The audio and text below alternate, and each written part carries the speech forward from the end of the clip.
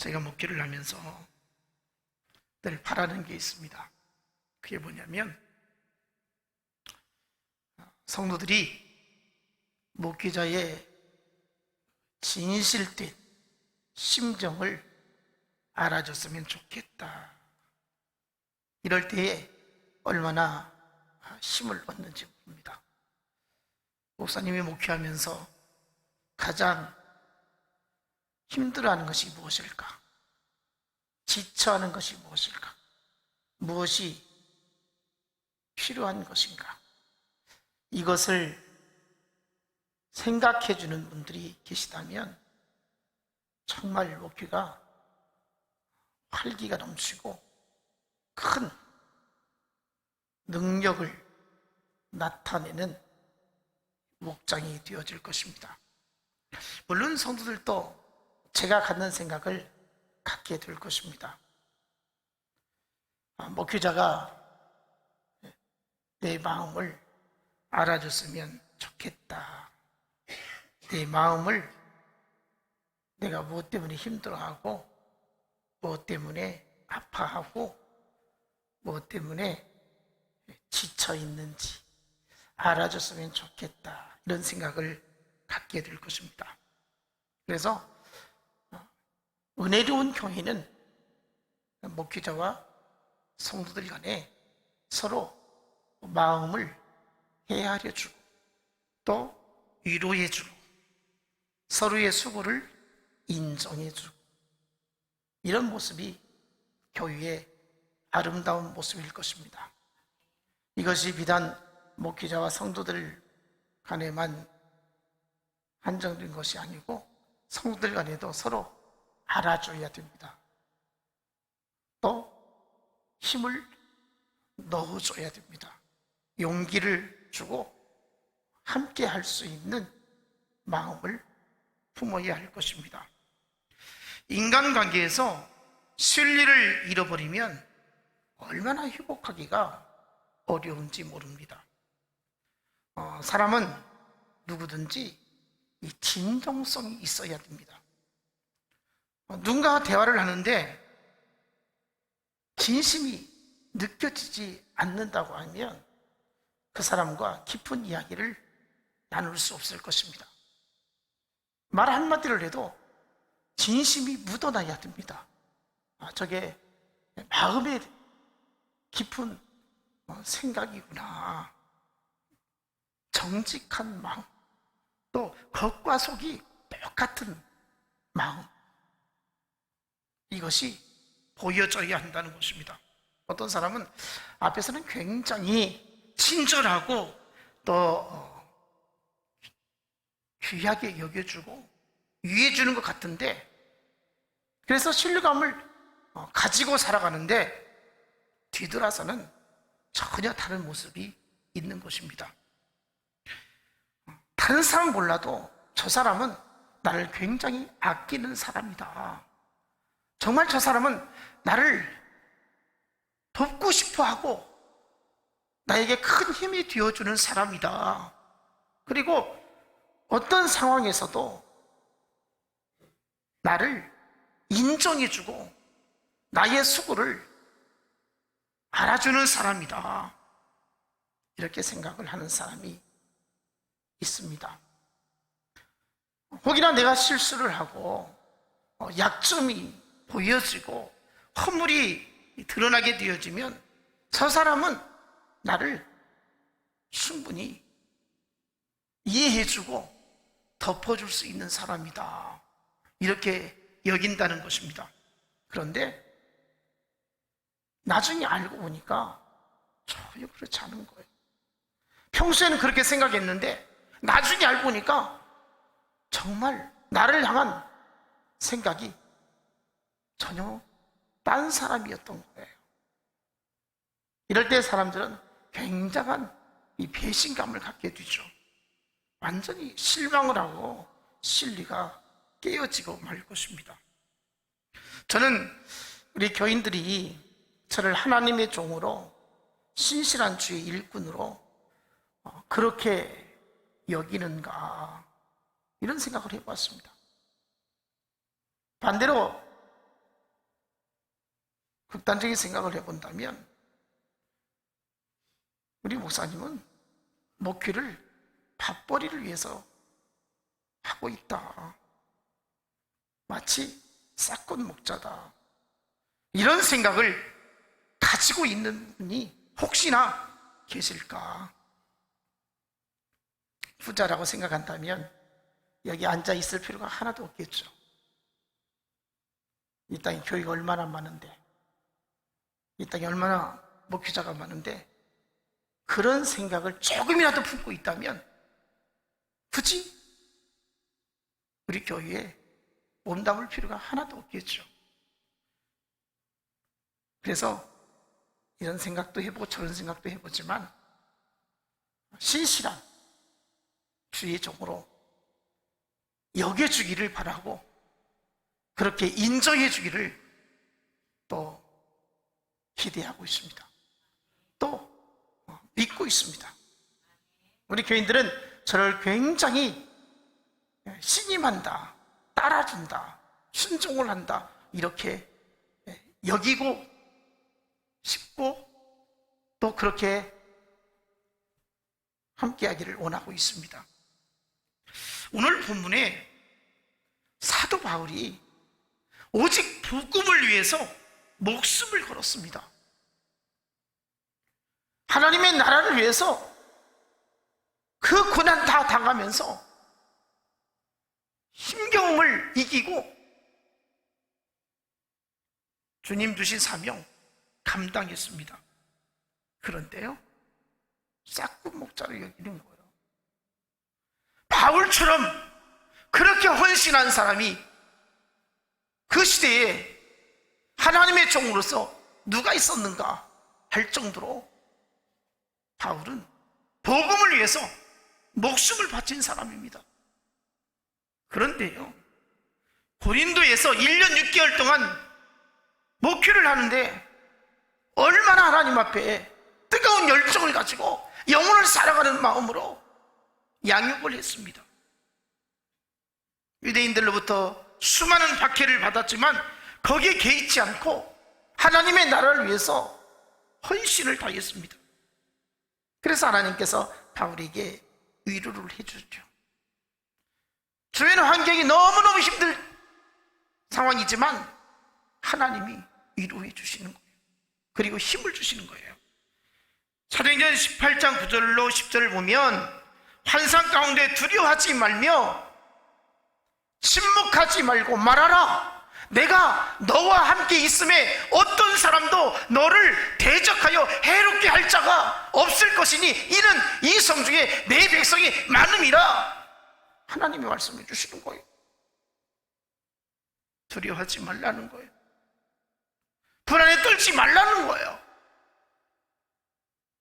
너를 죽일까봐 침묵하지 말라는 거예요. 복음을 힘있게 전하라는 거예요. 내가 너를 해롭게 하는 자를 막을 것이다. 내가 지켜줄 것이다. 이 성에 영생을 주시기로 하나님이 작정된 영혼들이 많이 있다. 이것이 바울이 하나님께로부터 들은 복음이었습니다. 내 목숨이 다하여도 내가 여기서 복음을 전하다 순교를 할지라도 이 고린도의 사람들을 예수 믿게 하고 그들을 말씀으로 양육해서 하나님 나라의 신실한 사람들로 만들어야 되겠다. 이런 열정이 바울에게 있었던 것입니다.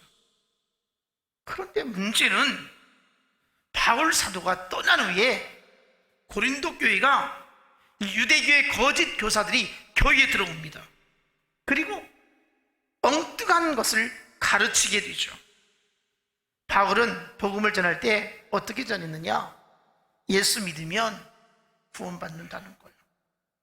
무슨 죄를 지었든지 예수 그리스도 십자가를 믿으면 구원을 얻는다. 영생을 얻고 천국 간다는 것이었어요. 그런데 유대교 교사들은, 거짓된 자들은 뭐라고 가르쳤느냐? 율법을 지켜야 한다는 거예요. 예수 믿어서 구원받는 게 아니라 하나님께서 주신 율법을 철저히 지켜야 구원을 얻는다, 이렇게 가르쳤어요.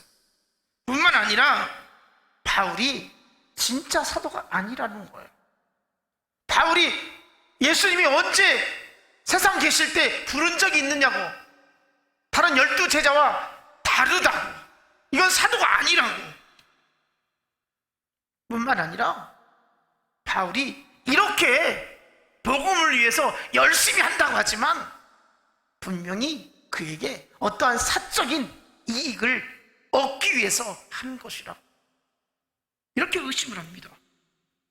그런데 놀라운 것이요, 고린도 교회 성도들이 바울에게 그렇게 말씀을 배웠어도 이런 거짓 교사들이 현혹하니까 넘어지더라는 거예요.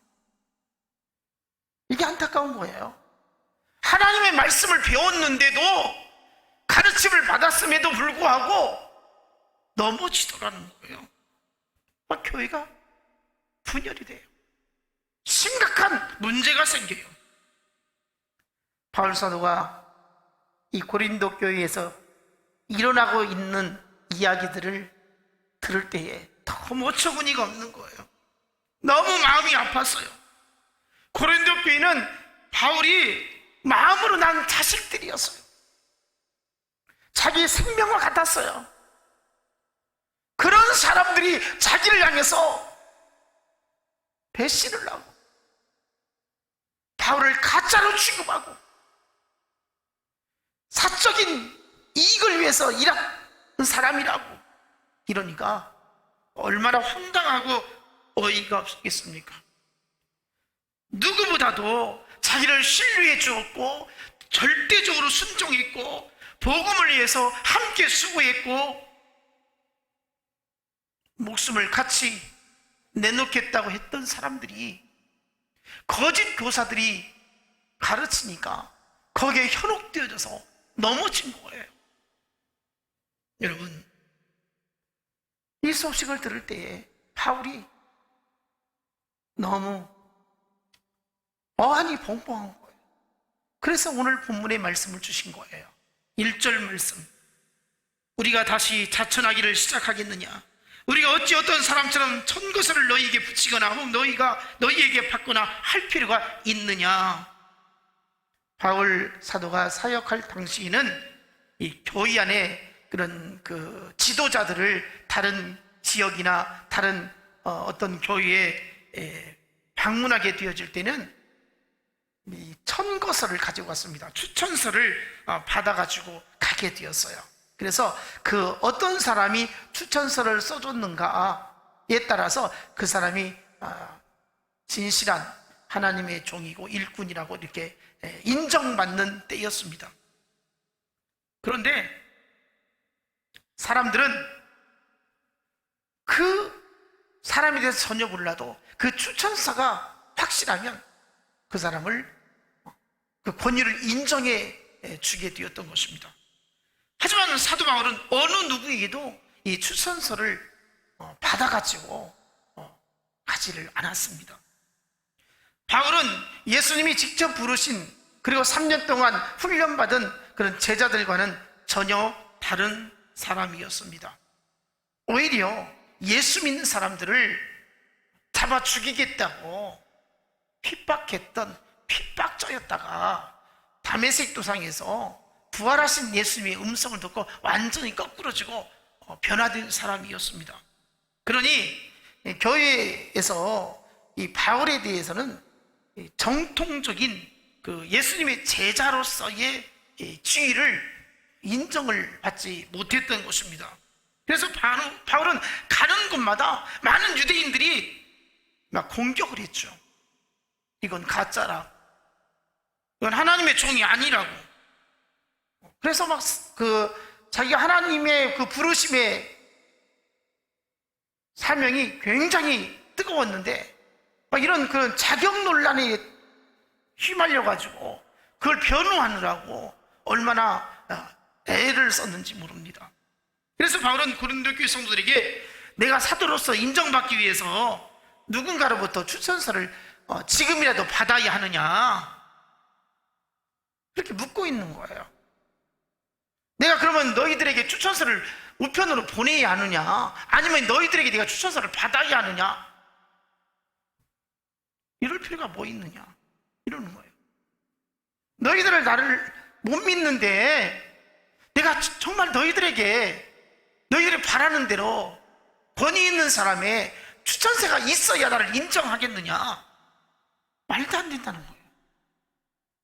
거짓 사도들은 예루살렘 교회 지도자들이 써준 것을 가지고, 당시에 예루살렘 교회는 모체교회였거든요. 예루살렘 교회에서 여러 지역의 그 선교사들을 파송하고 하나님의 종들을 그렇게 보내서 사역을 감당케 했거든요. 그런데 이 거짓 교사들이 예루살렘에서 이런 추천서를 받아가지고 온 사람이 있는 거예요. 그러니까 바울이 전한 복음을 가짜로 여기는 거예요. 바울은 우리에게 추천서를 가져온 것이 없다 하면서 바울이 전한 복음을 비난하게 되어지는 것이죠. 그러나 바울 사도는 이들처럼 그렇게 추천서를 가지고 대응하지 않았다는 거예요. 바울은 고린도 교인들에게 내가 누구라고 너희들에게 내 소개를 할 필요도 없다는 거예요. 고린도 교인들이 믿을 만한 사람의 추천서를 받아가지고 제출할 필요도, 가치를 못 느낀다는 거예요. 그 이유가 무엇인가? 왜 바울이 이렇게 말하는가? 그것은 하나님의 부르심에 대한 확실한 증거가 너희들에게 있다는 거예요. 그 증거는 무엇이냐? 바울이 복음을 전할 때에 고린도 지역의 사람들이 예수를 믿게 되었다는 거예요. 그들이 회개하게 되었다는 거예요. 그들이 교회에 들어오게 되었다는 거예요. 그들이 말씀으로 양육되어졌다는 거예요. 고린도 교회 성도들이 존재 자체가 바울이 누구인 줄을 증명한다는 거예요. 내가 1년 6개월 동안 너희들에게 복음을 전했는데 너희들이 복음을 받았고 복음을 믿었고 복음에 의지해서 살지 않았느냐? 그냥 된 것이 아니라는 거예요. 바울이 하나님의 신실한 종이라는 거예요. 그러니까 별도로 너희들이 요구하고 있는 그 추천서가 무슨 의미가 있느냐는 거죠. 일부 고린도 교인들이 주장하는 대로 바울을 진정한 사도로 받아들이기 위해서 누군가의 추천이 있어야 한다면 지금까지 너희들이 배운 것이 무엇이냐? 너희들이 말씀을 받고 은혜 받았다고 눈물을 흘리며 회개했던 것이 무엇이냐? 이야기라는 거예요. 저는 이 대목을 설교를 준비하면서 이런 생각을 해보았어요. 지금까지 우리 교인들이 제가 전한 설교를 듣고 어떠했는가? 지금 고린도 교인들은 바울이 전한 복음을 듣고, 다는 아니지만 일부 세력들이 거짓 교사들에게 넘어갔단 말이죠. 그래서 바울을 비난하게 되었던 것이죠. 그렇다면 우리 교인들은 하나님의 말씀을, 제가 개척해서 23년째 되어지는데 그동안 얼마나 많은 하나님의 말씀을 전하였는지 모릅니다. 그런데요, 그렇게 교회를 사랑하고요, 그렇게 성도들을 끔찍하게 여기고요, 주의 종을 위해서는 아낌없는 희생을 다했던 분들이 어느 순간에 사사로운 감정으로 인해서 교회를 떠나고 대적하고 이런 일들이 있었다는 것입니다. 이런 분들이 한때는 말씀을 듣고 감동을 받고 눈물을 흘리고 은혜 받았다고 얼마나 하나님 앞에 감사했던지, 그런 사람들이 진정으로 은혜 받았다면 어떻게 배신할 수 있고 어떻게 교회를 떠날 수 있을까? 우리 교회가 23년 동안 은혜 받은 사람이라고 여겼던 사람들이 떠나지 않았다면 이 자리에 차고 넘쳐서 앉을 수가 없을 것입니다. 엄청난 많은 사람들이 제가 전하는 하나님의 말씀을 충분히 들었습니다. 은혜 받았다고 하는 사람들이 얼마나 많이 있었는지 모릅니다. 그런데요, 그 사람들이 이런저런 못마땅하게 생각하고 자기 감정을 추스리지 못하고 교회를 저버리고 대적하고 이런 사람들이 수없이 많았습니다. 어제 오늘 이야기가 아니죠.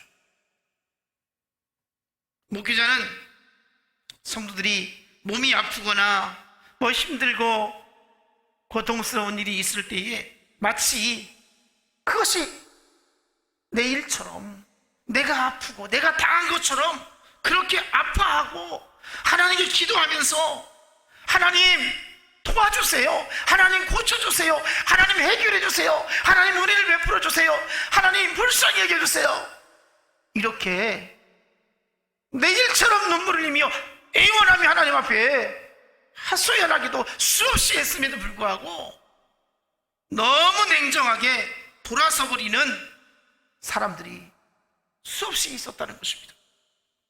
때로는 우리 예수 믿는 사람들이 세상 사람들보다 더 냉정해요. 저는 그걸 많이 느껴요. 세상 사람들보다 훨씬 냉정하다, 피도 눈물도 없다 보여질 때가 있어요. 세상 사람은 이렇게 악하지 않는데 예수 믿는 사람들이 우리끼리 쓴 게 망정인데요, 너무 악한 사람들이 많아요. 너무 독한 사람들이 많아요. 인정사정 아무것도 없어요. 10번 잘하다 한 번 잘못하면 원수처럼 여겨버려요.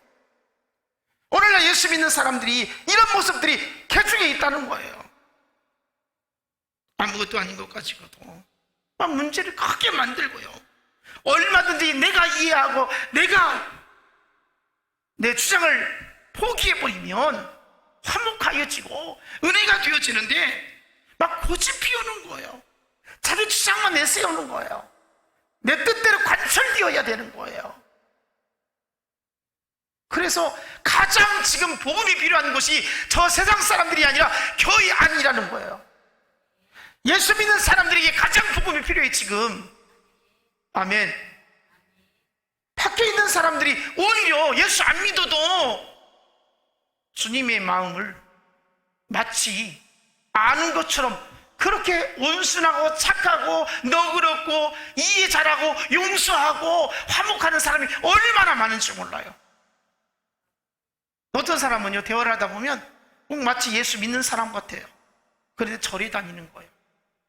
성당에 다니는 거예요. 와, 저 사람 예수 믿으면 얼마나 좋을까, 이런 때가 있어요.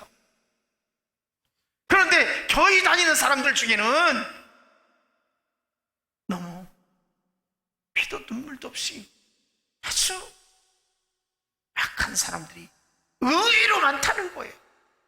여러분, 오늘날 왜 교회가 쉼터가 되지 못하고 있어요? 이래서 그래요. 이래서 교회가 지친 영혼들이 들어와서 따뜻한 사랑을 느끼고 상처가 치유돼야 되는데 교회 안에 들어오니까 쉼터는커녕 막 고통스러운 거예요. 아파하는 거예요. 상처가 더 막 깊이 패이는 거예요. 여러분, 예수님께 붙들린 사람은 이성적인 자아를 가지고 하나님의 나라를 위해서 나를 버리는 거예요. 다시 말하면 하나님의 나라를 위해서 내가 갖는 갖가지 감정이나 생각을 포기하는 거예요. 하나님 나라를 위한 것이라고 생각한다면, 하나님의 나라가 내 사사로운 감정이나 기분에 따라서 해가 되어서는 안 된다는 거예요. 좋은 교회가 어떤 교회예요? 은혜로운 교회가 어떤 교회예요? 우리는 믿음의 사람들이에요. 육신의 힘에 끌려다니는 사람이 아니에요. 성령의 소욕을 쫓아서 신령한 일에 이끌려서 살아가야 한다는 사람들이죠. 이런 모습이 우리 안에 있기를 축복합니다. 고린도전서 1장 18절을 보면 십자가의 말씀을 멸망하는 자들에게는 미련한 거예요. 구원을 받는 우리에게는 하나님의 능력인 거예요. 십자가 지는 것이 미련한 것이 아닌 거예요. 어리석은 것이 아닌 거예요. 그것이 하나님의 능력인 거예요. 왜 이렇게 십자가를 거부하는지 모르겠어요. 십자가를 지는 것이 하나님의 힘이에요. 우리의 힘으로 용납할 수 없을지라도 못마땅해도 구원받은 그리스도인은 십자가를 지는 것이 하나님의 힘을 가지고 살아가는 사람이라는 것입니다. 구원받은 사람답지 못한 삶을 얼마나 많이 살고 있습니까? 말씀을 들었어도, 은혜 받았어도 말하는 것을 보면, 행동하는 것을 보면 영적인 능력이 하나도 없는 거예요. 영적인 모양이 하나도 없는 거예요.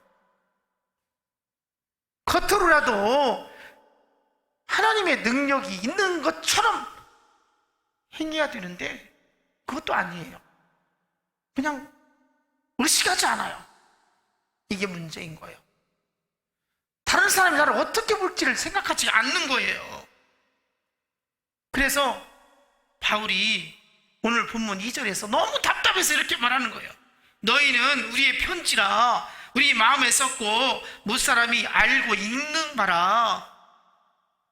고린도 교회가, 성도들 자체가 바로 바울의 편지요 추천서라는 거예요. 너희들 나에게 추천서를 말했는데 나의 추천서는 바로 너희들이야. 너희들의 믿음이야. 이거예요. 그들이 회개하고 예수 믿고 고린도 교회 성도가 되었다는 이 사실이 바울이 하나님의 추천서를 가지고 온 증거라는 거예요. 그래서 그 추천서가 종이가 아니라 목자의 마음에 쓰여졌고 무사람이 알고 읽는 바라, 이렇게 표현하고 있어요. 바울의 마음속에 쓰여져 있고, 그리고 많은 사람들의 마음속에 읽고 있는 바다. 무사람이 알고 있는 바라는 말이 무슨 말이냐면, 주변 사람들이 당신이 예수 믿는 사람이고 당신이 은혜 받은 사람이고 당신이 구원받은 사람이라는 것을 잊고 있다는 거예요. 알고 있다는 거예요. 여러분, 지금 우리가 신앙생활을 어떻게 하고 있는지 모르겠어요. 사람들이 여러분들을 진실교회에 출석하는 줄 알고 있어요. 혹시라도 이야기 끝에 우리 목사님 참 신실하고 좋다고, 은혜롭다고, 말씀이 즐겁다고, 교회 다니면 참 복이 있다고, 이렇게 말한 적은 없습니까? 내가 예수 믿는 사람이라고 분명히 일깨워지고 있지 않습니까?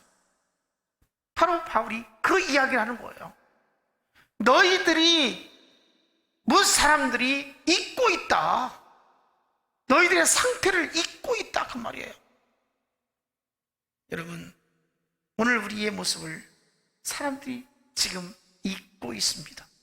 오늘 주신 말씀 본문 3절 보면, 너희는 우리로 말미암아 나타난 그리스도의 편지니 이는 목으로 쓴 것이 아니요 오직 살아계신 하나님의 영으로 쓴 것이며 또 돌판에 쓴 것이 아니요 오직 육의 마음판에 쓴 것이다.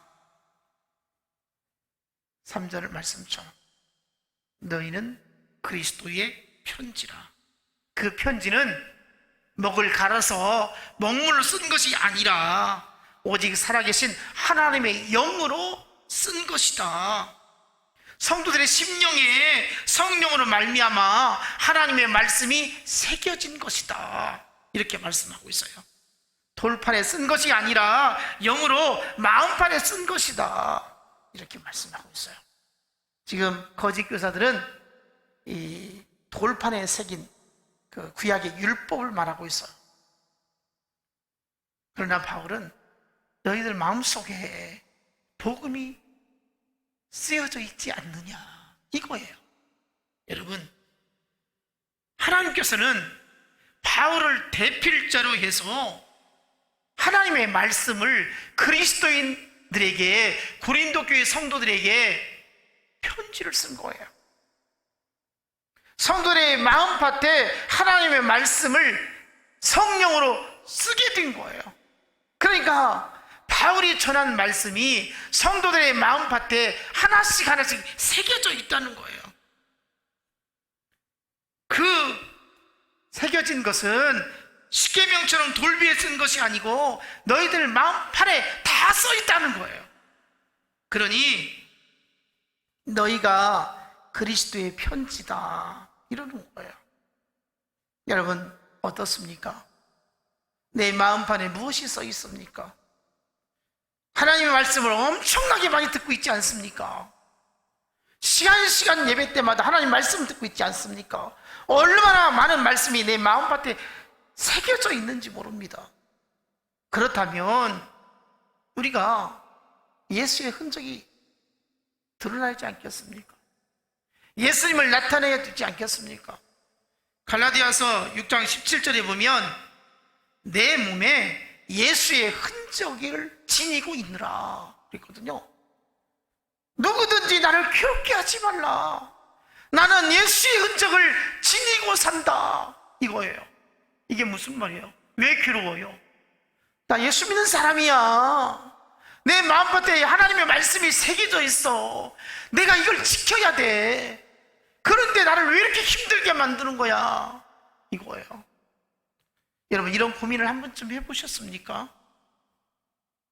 내 마음밭에 하나님의 말씀이 새겨져 있다면 이런 고민을 해야 되는 거예요. 내가 벗어나려고 하면 아니야, 나는 예수의 흔적을 가진 사람이야. 예수의 말씀이 나를 지배하는 사람이야.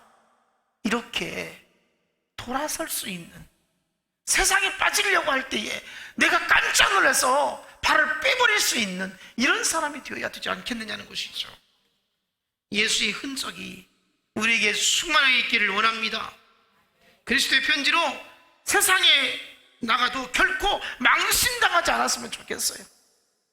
우리가 세상 사람들에게 일으켜질 때에 참 그리스도인이다, 예수 믿는 사람이니까 다르구나, 마음 씀씀이도 그렇고 또 말하는 것도 그렇고 행동 하나하나를 바라보니까 정말 예수 믿는 사람이구나, 이렇게 보여질 수 있으면 우리는 그리스도의 편지가 되기에 충분하죠. 그런데 어떻습니까? 우리 스스로가 생각해 보기를, 내가 그리스도의 편지라고 그렇게 말할 수 있을까?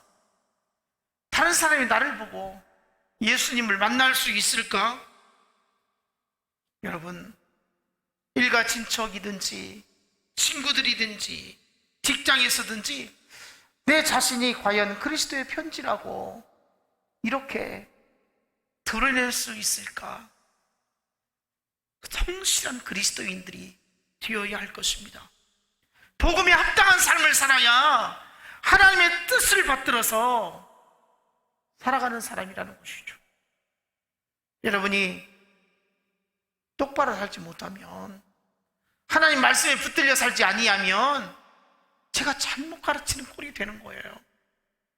여러분, 여러분의 삶이 하나님 앞에서 온전하지 못하면 여러분 스스로도 문제가 있지만 저에게도 책임이 없다고 볼 수가 없는 거죠. 여러분, 말씀을 잘 배우기를 원합니다. 말씀대로 순종하려고 힘쓰시기를 원합니다. 교회 안에서도 복음에 합당하게 살아야 되고요, 세상에서도 복음에 이끌려 살기를 원합니다. 그런데요, 교회에서도 복음이 보여지지 않는데 오죽하겠어요. 세상에 나가면 말도 못하죠. 교회 안에서 말하는 거나 행동하는 것이나 처신하는 거 보면 복음과 아무 상관이 없는 사람들이 있거든요. 이런 사람이 세상에 나가면 어떻게 되겠어요? 오히려 더하죠. 교회 안에서도 이해하고 양보하고 사랑하고 섬기고 귀하게 여기고 이런 모습이 필요한 것이죠. 이런 모습을 나타내지 않는 사람이 어떻게 세상에서 빛과 소금의 역할을 다 할 수 있겠어요? 여러분, 우리는 시간마다 말씀을 듣는데요, 말씀이 내 안에서 나를 강력하게 지배할 수 있기를 원합니다. 우리가 주께로부터 편지를 지금 받았어요. 말씀으로 받았어요. 마음에 새기었어요. 이 편지를 가지고 어디를 가야 되겠습니까? 낙심한 자에게 가야 되겠어요. 위로와 용기로 힘을 얻어야 할 자에게 이 편지를 가지고 가야 돼요. 절망한 자에게 소망을 줄 수 있는 편지로 다가서야 되는 거예요. 가난한 자에게 부유케 하는 편지로 다가서야 된다는 거예요. 우리는 편지를 받는 순간, 내가 일어서야지, 내가 잘 살아야 되겠구나, 마음을 가다듬을 수 있는 은혜를 끼치면서 살아야 된다는 거죠. 하나님 앞에서 우리가 이렇게 살면 정말 잘 사는 거죠. 복된 인생을 살아가는 것입니다. 종종 그러잖아요. 저 사람 같으면 나도 예수 믿겠다고. 저 사람을 바라보니까 정말 예수를 믿고 싶다고, 이런 말을 듣잖아요. 신실한 하나님의 사람들을 볼 때에. 그런데 어떤 사람은 내가 저런 사람 때문에, 저런 사람 때문에 교회 갈 마음이 하나도 없다고. 내가 저 사람을 보니까 하나님이 어디 살아계시냐고, 하나님 없다고, 이렇게 말하는 거예요. 여러분, 오늘 하나님께서 우리에게 말씀해 주시고 있어요. 너희는 그리스도의 편지다. 그리스도의 명예가 너희들에게 달려있다. 물론 우리가 뭐 함부로 산다 해서 주의 영광이 완전 짓밟히고 그냥 우리가 생각할 뿐이지, 하나님은 위엄이 있으신 분이고 완전하신 분이기 때문에 그 존재 가치가 흔들리거나 약해지는 것은 아니죠. 그러나 하나님 우리에게 요구하시는 것이, 내가 너희들 때문에 욕 들을까 봐 그렇게 해서는 안 된다는 거예요. 왜? 복음의 문이 닫혀버리기 때문에 그렇죠. 우리는 주님의 명예를 세우시고요, 우리 진실교회의 명예를 세우시고요, 주의 종의 명예를 세우시고요, 여러분의 명예를 세우시고요, 하나님의 사람으로서 당당하게 설 수 있기를 주님의 이름으로 축복합니다. 기도하겠습니다. 하나님 감사합니다. 그리스도의 편지가 되어져서 하나님의 나라를 힘있게 이루어갈 수 있는 신실한 주의 백성들 되게 해주심을 믿사옵고 예수님 이름으로 기도하옵나이다. 아멘.